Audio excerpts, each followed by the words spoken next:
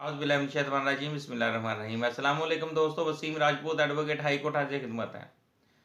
आज का जो टॉपिक है वो ट्रायल फौजदारी मुकदमात में जो ट्रायल है उसका मरला जहाँ में डिस्कशन हुई थी। पहले 2 लेक्चर दे चुका हूँ, अब तीसरा लेक्चर है पार्ट 3।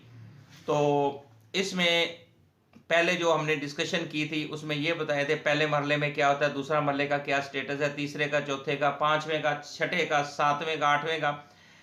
जब तो दोनों पार्टियां के जो वकील साहबान हैं बहस कर देते चुके होते हैं, उसके बाद अदालत फाइनल ट्रायल का 9वां जो मरला है उस पर फैसला, दोनों फ्रीकैन की फाइनल बहस सुनने के बाद अदालत मुकदमा का फैसला सुना देती है। फैसला में मुलजम को बरी या सजा दी जाती है। जज साहिबान ने अपने फैसले में तमाम हालात वाक़यात तफसील से जिक्र करते हैं और इसी को बुनियाद बनाते हुए फैसला सुनाते हैं। अब ट्रायल का 10वां मरला जो है फाइनल, इसमें अपील, मुलजम अदालत के फैसले के खिलाफ अपील जो है हाई कोर्ट और फिर सुप्रीम कोर्ट में दादरसी के लिए जा सकता है।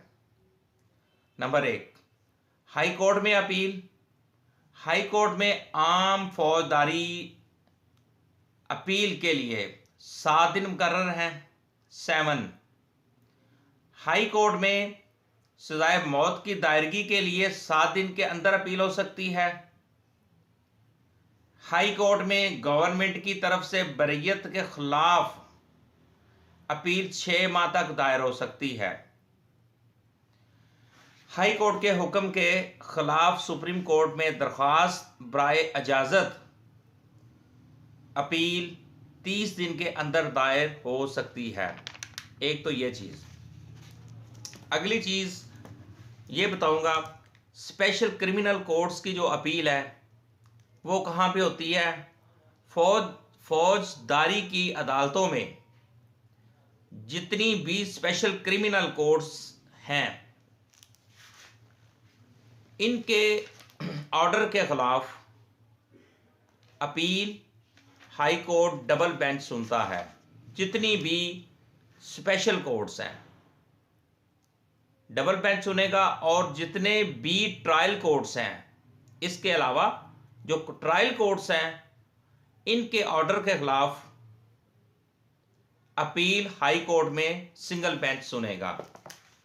तो बात यह है कि ये था फौजदारी मुकदमात में जो मराहल थे, ट्रायल के अंदर जो मराहल थे वो मैंने बयान किए। आज पार्ट 3 था। तो फाइनल फैसला के बाद मुलजम अपील कर सकता है, उसका क्या थे वो मैंने बयान किया। अगर स्पेशल कोर्ट होती हैं तो वो हाई कोर्ट डबल बेंच सुनेगा, अगर ट्रिब्यूनल है तो सिंगल बेंच सुनेगा। दोस्तों, चैनल को आप प्लीज़ सब्सक्राइब करें और बेल आइकन को भी क्लिक करें ताकि आपको मज़ीद आने वाली जो वीडियो है उसका नोटिफिकेशन वसूल हो और आप भी इस कानूनी रहनुमाई से मुस्तफ़ीद हो सकें।